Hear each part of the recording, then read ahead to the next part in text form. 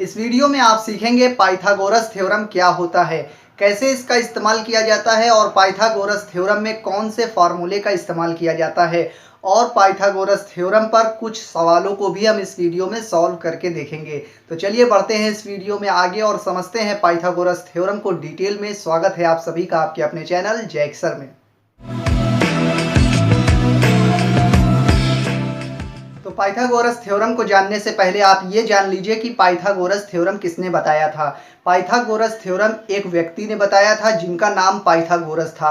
वो एक गणितज्ञ थे और उन्होंने इस प्रमेय को बताया था, इसीलिए उनके नाम पर इसे कहा जाता है पाइथागोरस प्रमेय हिंदी में, और इंग्लिश में इसे पाइथागोरस थ्योरम कहा जाता है। उन्होंने क्या बताया था, कैसे इस्तेमाल होता है, किस पर लगाया जाता है, कौन सा फार्मूला था, आइए जान लेते हैं। यहाँ पर हम पाइथागोरस थ्योरम का इस्तेमाल हमेशा एक त्रिभुज पर किया जाता है, यानी कि ट्रायंगल पर किया जाता है। और बात ध्यान रखने की ये है कि वो त्रिभुज जो है वो ऐसा होना चाहिए कि कहीं पर उस त्रिभुज में दो लाइनें एल आकार में मिली हों। एल आकार का मतलब एबीसीडी में आपने एल देखा होगा, एल फॉर लॉयन। तो एल आकार में अगर कोई दो लाइनें जुड़ती है, वहां पर 90 डिग्री का कोण बनता है, उसी को समकोण कहा जाता है। तो आप देख रहे हैं इस त्रिभुज में यहाँ पे एल आकार में एक लाइन जुड़ी हुई है, तो ये 90 डिग्री का कोण यहाँ पर बन रहा होगा। इसे कोण को समकोण कहा जाता है और ये त्रिभुज में बना हुआ है, इसलिए इसे समकोण त्रिभुज भी कहा जाता है। ठीक है, अगर यहाँ पर खाली दो लाइनें मिली होगी तो ये कोण को हम कहेंगे समकोण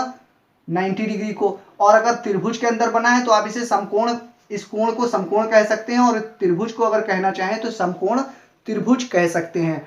अब इस त्रिभुज में क्या होता है उसे आप जान लीजिए डिटेल में। इस त्रिभुज में एक लाइन जो नीचे वाली होती है इसको आधार कहा जाता है, बेस कहा जाता है, क्योंकि ये नीचे की लाइन होती है।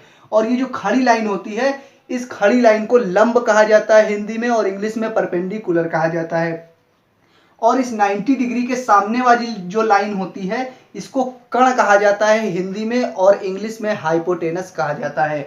अब इस पर एक फार्मूला बताया था पाइथागोरस जी ने, वो देख लीजिए क्या होता है। पाइथागोरस जी ने जो इस पर फार्मूला बताया था वो बताया था उन्होंने कि कर्ण का स्क्वायर बराबर होता है आधार का स्क्वायर प्लस लंब का स्क्वायर। तो आधार क्या है आपका, नीचे वाली लाइन को आधार कहा जाता है, आधार का स्क्वायर प्लस लंब का स्क्वायर, प्लस लंब का स्क्वायर। तो ये इसका स्क्वायर आधार का और लंब का स्क्वायर बराबर कर्ण का स्क्वायर होता है। ये एक फार्मूला बताया था इस त्रिभुज की सहायता से। तो इस त्रिभुज को समकोण त्रिभुज कहा जाता है, और समकोण त्रिभुज में इस फार्मूले का इस्तेमाल आप कर सकते हैं। कब करेंगे इस फार्मूले का इस्तेमाल, क्षेत्रफल को निकालने के लिए नहीं किया जाता है। इस फार्मूले का इस्तेमाल सिर्फ ये जो तीन लाइनें होती हैं, एक लंबी लाइन है, एक नीचे वाली लाइन है और एक ये लाइन है। इस खड़ी लाइन को लंब आपको मालूम है, नीचे वाली को बेस यानी आधार कहा जाता है, और इसको कर्ण कहा जाता है। यानी कि इनकी लंबाई अगर आपको निकालना हो तो सिर्फ उसी में इस फार्मूले का इस्तेमाल किया जाता है। इसकी कुछ लंबाई दी हो, इसकी दी हो और इसकी ना दी हो, तो आप इस फार्मूले से निकाल सकते हैं। मान लीजिए बेस ना दिया हो, कर्ण दिया हो, लंब दिया हो, तो आप इस सहायता से, इसकी फार्मूले की सहायता से निकाल सकते हैं। अगर लंब ना दिया हो, बेस दिया हो और कर्ण दिया हो, तो आप लंब निकाल सकते हैं इस फार्मूले की सहायता से। यानी इस फार्मूले में कर्ण दिया है, आधार दिया है और लंब दिया है, तीन चीजें दी हुई हैं। और इन तीनों में से आपके क्वेश्चन में ऐसा हो सकता है कि दो चीजें दी होंगी और एक चीज नहीं दी होगी, वो आपसे पूछा जाएगा। तो वही आप बताएंगे कि कौन सी, किसी भी लाइन की लंबाई बताएंगे आप। तो आइए इस पर बेस हम कुछ क्वेश्चन देख लेते हैं, तो आपको ज्यादा बेहतर समझ में आ जाएगा। तो पाइथागोरस थ्योरम पर बेस एक क्वेश्चन आपकी स्क्रीन पर है, इसे देखिए। इसमें लिखा हुआ है कि एक समकोण त्रिभुज का आधार 3 सेंटीमीटर और लंब 4 सेंटीमीटर है, तो कर्ण की लंबाई ज्ञात कीजिए। आइए देखते हैं हम इसे किस तरह से सॉल्व कर सकते हैं। जब भी आपको समकोण त्रिभुज की बात हो तो आप सबसे पहला काम कीजिए, एक त्रिभुज बनाइए इस तरह का। ऐसा त्रिभुज हो जिसमें कि दो लाइनें एल आकार में जुड़ी हो। जहां पर एल आकार में जुड़ी होगी वहीं पर आप 90 डिग्री एंगल यानी 90 डिग्री का कोण बनाएंगे। इसी को समकोण कहा जाता है, और त्रिभुज में बना हुआ है इसलिए इस त्रिभुज को समकोण त्रिभुज कहा जाता है। ये चीज आप जान गए। और आपके क्वेश्चन में दिया हुआ है आधार 3 सेंटीमीटर और लंब 4 सेंटीमीटर है, तो कर्ण की लंबाई बताइए। कर्ण आपको मालूम है जो समकोण एंगल होता है, समकोण होता है, उसी के सामने वाली जो लाइन होती है उसी को कर्ण कहा जाता है हिंदी में, और इंग्लिश में हाइपोटेनस कहा जाता है। आधार किसे कहा जाता है? जो नीचे हो, बेस को नीचे ही वाली लाइन होगी, और जो खड़ी लाइन है उसको लंब कहा जाता है। सिंपल सी बात है। और सिर्फ आपको याद रखना है कि जो समकोण होता है उसके सामने वाली लाइन को कर्ण कहा जाता है। और आपको फार्मूला मैं पहले ही बता चुका हूं कि कर्ण का स्क्वायर बराबर आधार का स्क्वायर प्लस लंब का स्क्वायर। तो कर्ण आपको निकालना है तो आप यहां लिखेंगे कर्ण का स्क्वायर बराबर लंब का स्क्वायर प्लस आधार का स्क्वायर, या फिर आधार का स्क्वायर प्लस लंब का स्क्वायर, उससे कोई दिक्कत नहीं है। चाहे आप इसका स्क्वायर प्लस स्क्वायर लिखिए या पहले इसका स्क्वायर प्लस इसका स्क्वायर लिखिए, उससे कोई दिक्कत नहीं है।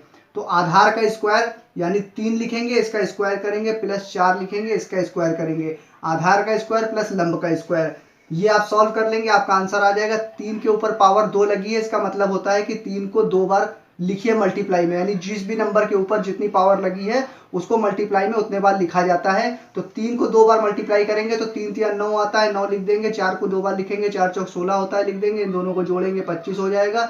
और यहाँ पे भी कर्ण लिखा हुआ है, ठीक है, कर्ण का स्क्वायर, यहाँ सब में कर्ण का स्क्वायर लिखा हुआ है, ठीक है।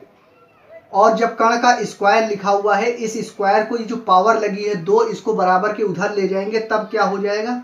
तब ये कर्ण बराबर हो जाएगा 25। और जब ये पावर 2 उधर जाएगी तो इसकी पावर 1/2 हो जाएगी।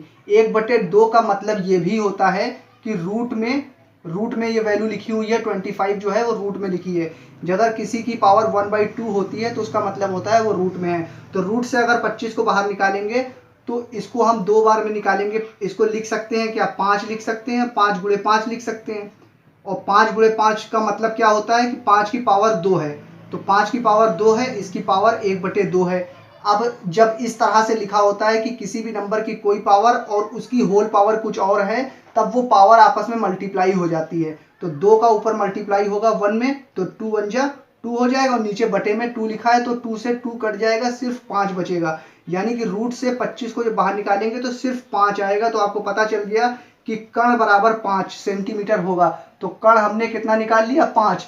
यहाँ पर एक चीज आपको और यहाँ पर समझने वाली है कि ये जो त्रिभुज होता है, समकोण त्रिभुज, इसमें सबसे बड़ी भुजा कौन सी होती है? सबसे बड़ी वाली लाइन कौन सी होती है? तो आपने यहाँ पे देखा कि हमने क्वेश्चन को सॉल्व किया, आधार 3 था। मान लीजिए लंब 3 होता, 4 आधार होता, उससे हमें कोई मतलब नहीं है। लेकिन मतलब ये है कि जो कर्ण होता है ये सबसे बड़ी भुजा होती है इस समकोण त्रिभुज में। आपने देखा कि हमने इस क्वेश्चन में भी सॉल्व किया तो ये 3 था, ये 4 था, और इससे बड़ी भुजा ये निकल कर आई है।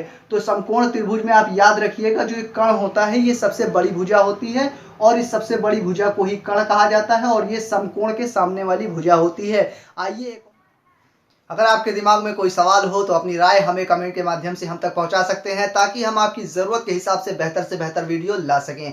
अगर आपको ये वीडियो पसंद आई हो तो इसे लाइक और शेयर करना बिल्कुल भी ना भूलिएगा। अगर आप चैनल पर नए हो तो चैनल सब्सक्राइब करके बेल आइकन दबा लीजिए, ताकि आने वाली हर एक नई वीडियो का नोटिफिकेशन आपको इस समय से मिल सके। मैं फिर हाजिर होऊंगा एक नई वीडियो में, जब तक के लिए बने रहिए जय सर के साथ।